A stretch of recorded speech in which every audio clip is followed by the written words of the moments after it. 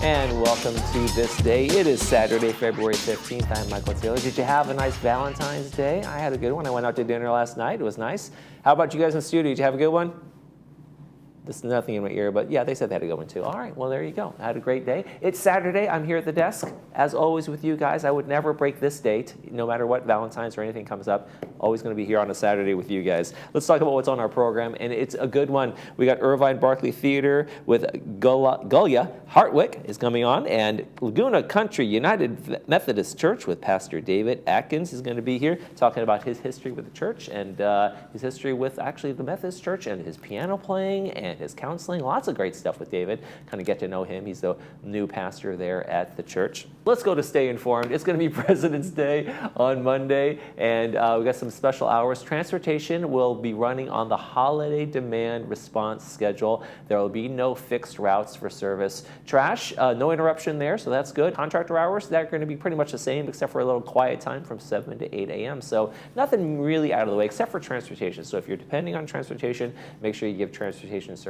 a call for some special transportation needs on that day. Let's take a look at our weather, and we got 65 degrees today and mostly cloudy as the system kind of that we had on Thursday and Friday moves out of here, and then we got cloudy again on Sunday, but we got a warmer temperatures in 68, almost getting close to 70 again. Then really pretty much the mid 60s until we get to Wednesday, which we get right there into 70. So get some spring-like temperatures back in here, even though we're in the middle of winter. We'll get to spring soon, right? What, next month?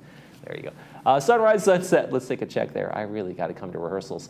Sunrise this morning was 6:34. Sunset tonight is going to be 5:35. Thank you, PJ, for sending us this picture from Mammoth Mountain. Look at that beautiful snowfall up there. Wonderful skiing. Probably the best skiing I ever had. I had a big, fun weekend in Mammoth Mountain. Really wonderful. Hey, if you've got some great vacation pictures to send in, pets, places, sunrise, sunsets, we like to use them all. The email address to send those pictures to is lagunawoodsvillagetv@gmail.com. Make sure you include your name, like PJ did, where you took the picture, like PJ did, and we will use it on our sunrise sunset segment. Okay, when we come back, we're going to be talking to the folks from the Irvine Barkley Theater. Stay with us.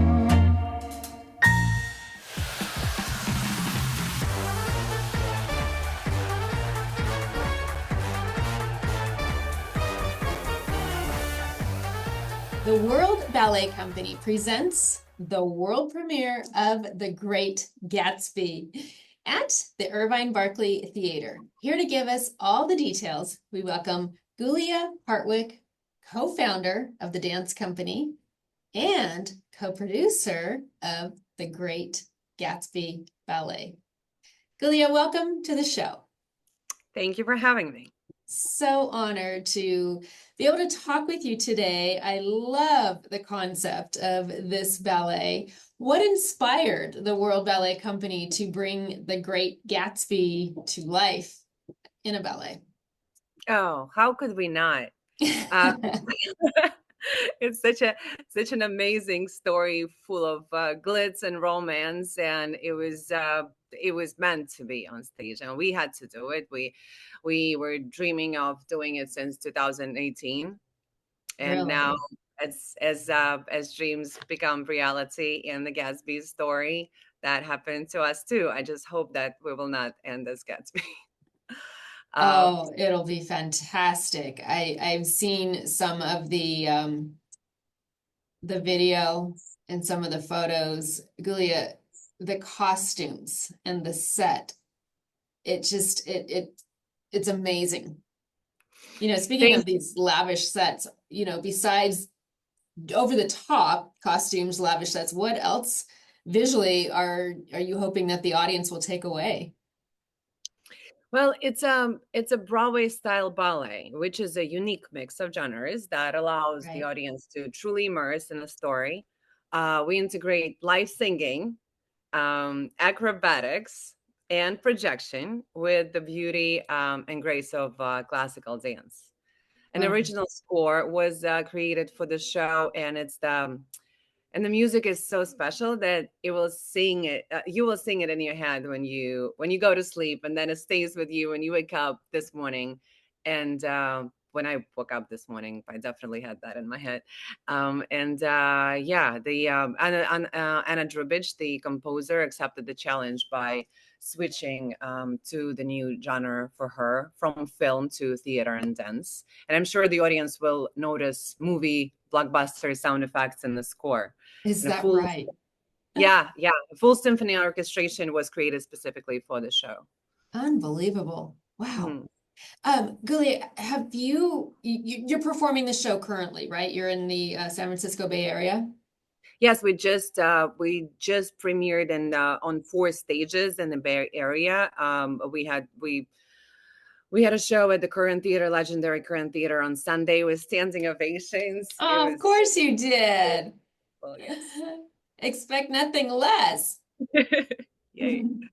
How do you think that the choreography captures the passion and the energy of the Roaring Twenties? Hmm. Well, that would be a question for the mastermind behind the choreography, Ilya Zhivoy. Uh-huh. Um, the adagios are so poetic, and the overall the dazzling moves, um, everything just manages to tell the story in such a brilliant manner that one doesn't need Fitzgerald words to understand the plot. However, we added some words you will experience during the show. It's very hard to explain. I invite the Irvine audience to see it and feel it for themselves. It's a very unique experience when you watch the show and you realize it's a ballet, but it feels like something else. The party feels like a party, thanks to the choreography and thanks to the music and thanks to all of the elements that were integrated and that came together to this there is no tomorrow atmosphere. It sounds like there's so much energy that it just billows out into the audience. For sure. Yeah. I think that during the second party, um, you almost want to jump from your seat and start dancing. Of course. Oh my gosh, this sounds fantastic. Thank you. So, for those that are new to about the world of ballet, do you think that The Great Gatsby is a formative way as an introduction to kind of uh, gain the attention of people who wouldn't necessarily go to a traditional ballet? Definitely, because it's such a mixture of genres and Right. the story is familiar to all. And Uh-huh. overall, World Ballet Company was created with the mission of making ballet accessible. It's not hard. It's a beautiful art form, and we make sure to make it as sparkling and as clear as possible for everyone to be able to enjoy. And it's easy to understand. And um, all you need to do is feel and then read the plot, the libretto that we offer to our audiences, free of charge, of course, and at the performance. And look, this is the badge that the company has, and it says here, ballet Ballets is. for everyone. That's great. Of course it is. Well, with such an over-the-top production, what are you hoping that audience will take away from this? Well, a full spectrum of emotions for sure. For sure. On one hand, we have the glitz, the glamour. Then there is the tragic romance. Um, People die. Oh, Um, well, in the Gatsby story, people. I'd say I don't remember that. I'm going to watch the movie. Well, no, I'm not. I'm just going to come to the ballet. Yes, please, please. Let's start with ballet, and then you can watch the adaptations, both of them with the DiCaprio and Bradford, because I think that both of them are just magnificent. Yes. So everyone should see it. Okay. It's a very unique experience, and I'll tell you why. The World Ballet Company's dancers will not only blow you away with the technique, but also will keep you on the edge of the seat for the whole show with their amazing acting skills. When we saw the run through for the first time, we barely recognized some of the dancers. It's just amazing acting, not just dancing. Interesting. Yeah. And where are the actors from? Oh, the company's dancers are from 10, I Everywhere. think 10 different countries. Worldwide. They're from, yeah, World Ballet. They're from all over the place, and we're happy how different cultures intertwine together, and we have such a special atmosphere in the company. Absolutely. Really, it sounds like an absolutely must see. Do not miss. I think audiences will probably be talking about this for months to come.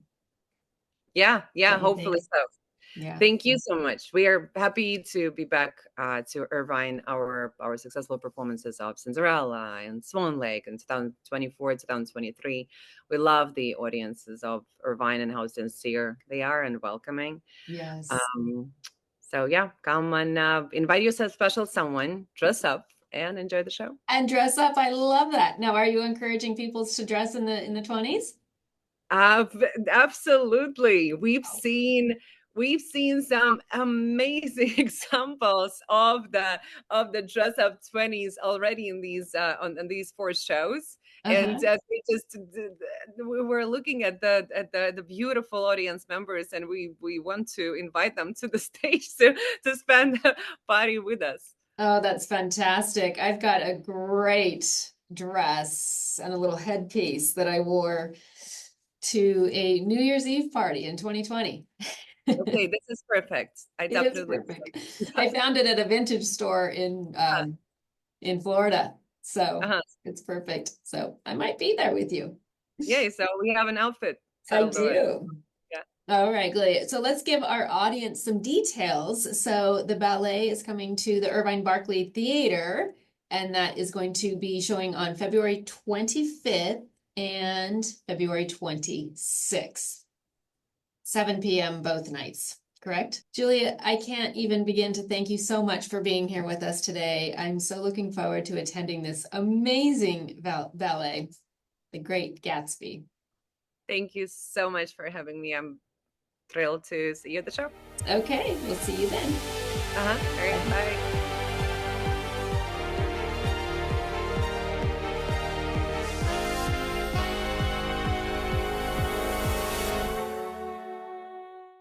Welcome to the Artistry, South Orange County's only cannabis dispensary located right here in Laguna Woods. The Artistry is your trusted source for the highest quality cannabis products and the best customer service. We offer daily deals up to 50% off on top brands. Whether you're new to cannabis or a seasoned consumer, our friendly and informative staff is here to help you elevate in style.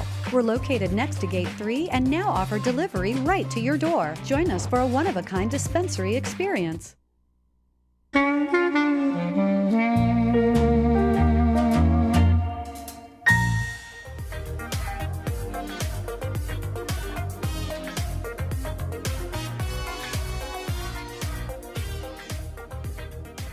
And welcome back to This Day. I want to welcome Laguna Country United Methodist Church's very own Pastor David Atkins to our program. Thanks for joining us. Thank you. Now, when you moved down here back in 2016 or whatever it was, did you think you were retiring? I had retired quite a long time before that from pastoral ministry, but I was still in full practice as a licensed marriage and family therapist. So I wasn't retired from that, but I was definitely retired from pastoral ministry. Okay, and so that's just like, and you came down here, like, where'd you start? Where did it all begin for you? Up in Oregon?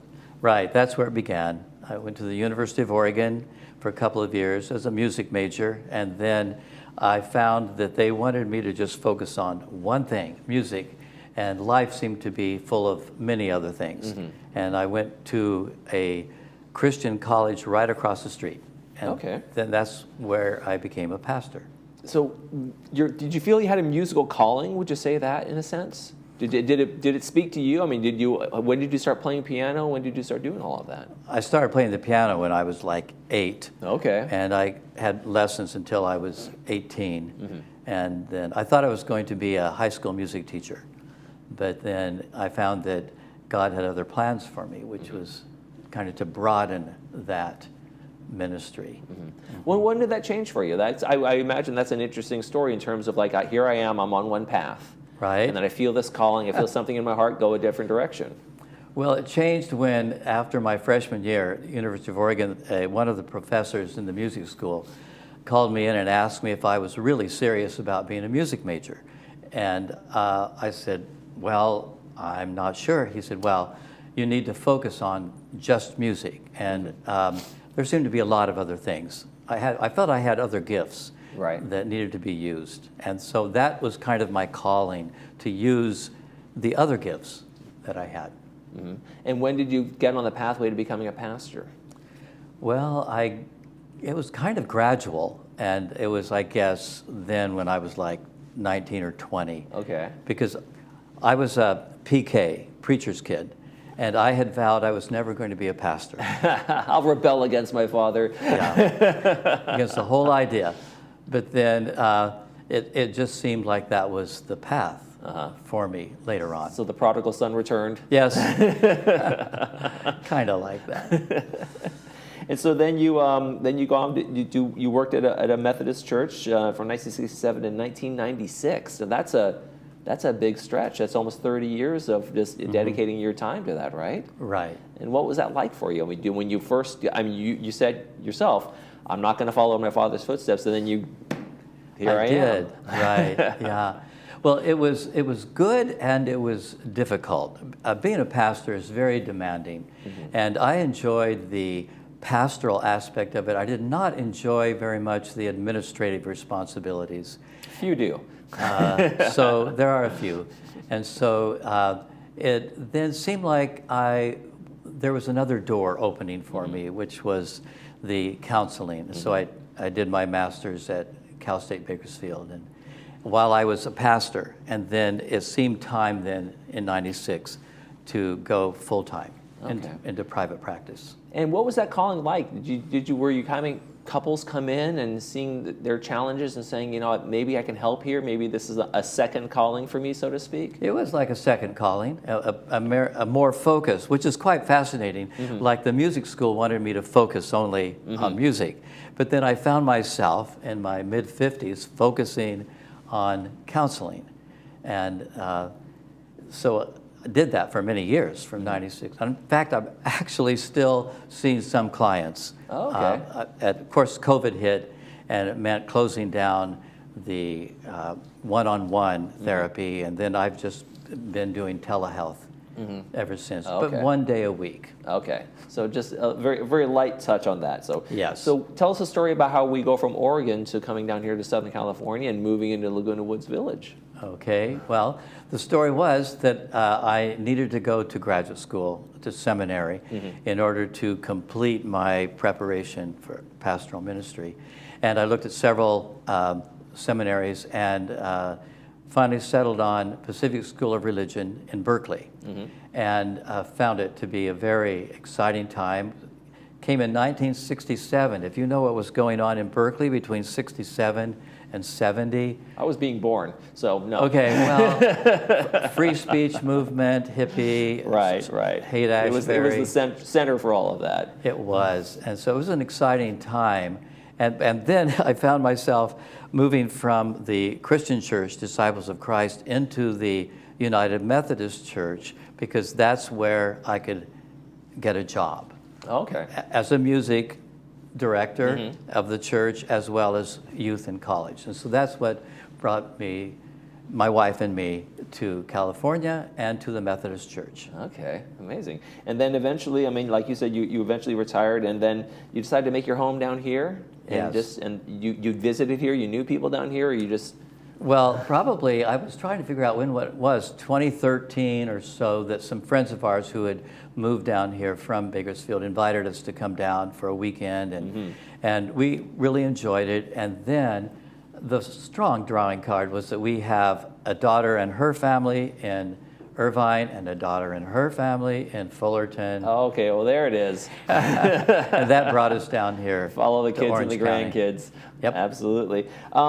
You also, so you got involved in the church down here, but you thought you were going to be retired. You didn't kind of expect to be kind of pulled back into this world, right? That's totally true. Did not expect it. In fact, I told my wife, I'll attend worship with you, but I really don't want to get involved in the church. So she was in the bell choir and said we needed a substitute. So I started playing bells, and then she said, why don't you come sing in the choir? So I did. And then she said, why don't we establish a fellowship committee? So we did. And it just led into being very involved.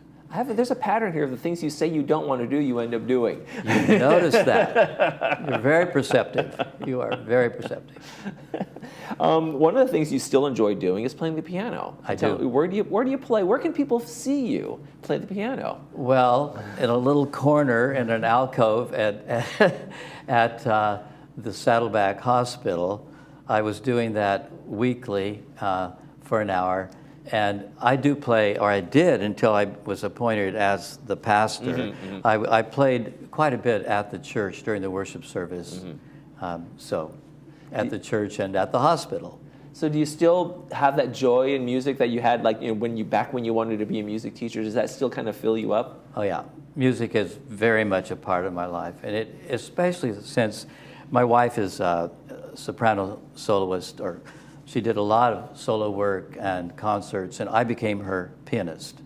So, what has evolved for you from when you first started, when you became a pastor, to today in terms of how you approach the ministry, how you approach couples, how you approach going up there and standing up there? I mean, I imagine you've learned along the way, right? And so there's this evolution of you as a pastor and ministering to people.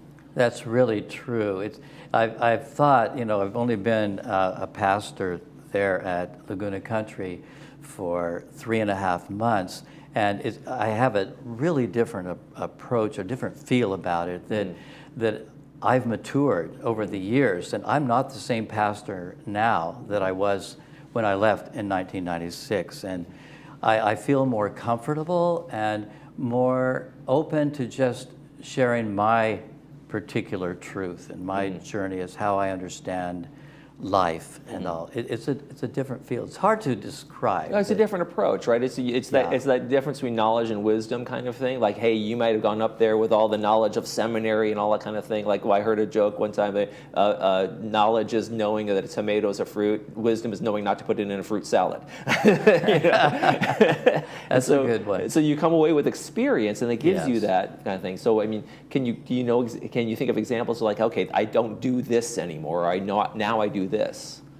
I don't know if I can exactly. It's hard to boil down. It's hard to put exactly in words. What I do, I trust my own truth more, rather than relying on what I'm supposed to be saying, or what I think the congregation wants me to say, or what the church wants me to say. That was one of the problems I had in the 90s, that I felt that the church owned me.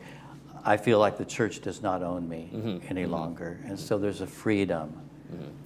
And is the ministry definitely tailored to the demographic that you're also talking to? I imagine it's changed certainly down here. It skews a little older in terms of the retirement community down here. Right. Yes, mostly retirement community. We have a few younger people, not very many, and we're always delighted, because I do believe that intergenerational community is very important, especially for us as we're growing older. We want to be around younger people and all. But we do have, it's amazing the energy and the involvement that people in their 80s, 90s, and we have one lady who is 100 who sings in our choir. Oh, wow. She does not use a walker or a cane, and so there's so much energy and life in that church, which makes it really much easier to provide pastoral leadership. Oh, there you go. It's a great church. If folks are looking for a church with some energy and life, it's Laguna Country United Methodist Church, just down the street from us right here. Pastor David Atkins, thank you so much for joining us today. Thank you. It's been a delight. You're watching This Day. We'll be right back.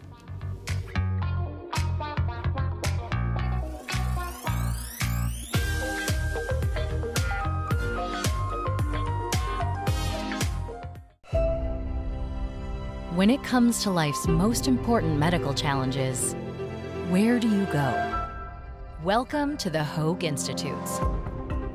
Our patient-centered approach to care is rooted in clinical excellence and guided by world-class teams. Unparalleled expertise, world-class care, all within the Hoag Institutes, right here in OC. At Pro Smiles OC, we believe your smile is more than just an expression, it's your confidence. Dr. Ivan Ho, board-certified cosmetic dentist in Orange County, has transformed thousands of smiles here in Laguna Woods. From dental implants to Invisalign and cosmetic dentistry, our team at Pro Smiles OC is devoted to restoring and enhancing the beauty of your smile using state-of-the-art procedures that result in long-lasting smiles. Visit our website to schedule an appointment or give us a call today.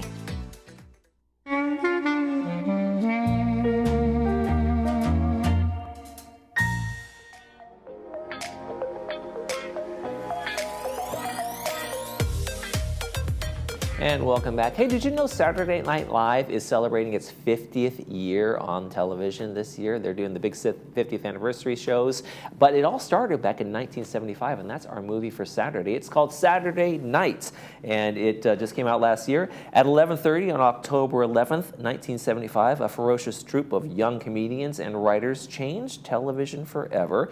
Find out what happened behind the scenes in the 90 minutes leading up to the first broadcast of Saturday Night Live. It's brought to us by Providence Mission Hospital. Going to be on at 2 p.m. with the subtitles and 6 p.m. without the subtitles. Hey, then we're not here on Monday, folks, but we got some great Monday movies for you. I want to tell you about that. So in lieu of us being here, we want to show you Top Gun at 9 a.m. Not Top Gun Maverick, 9 a.m.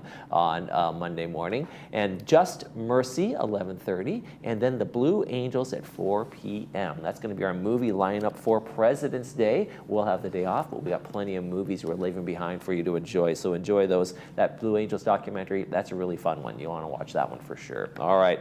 That's going to do it for this edition of This Day. I'm Michael Taylor. For all of us here at Village Television, we hope you make this day a great one.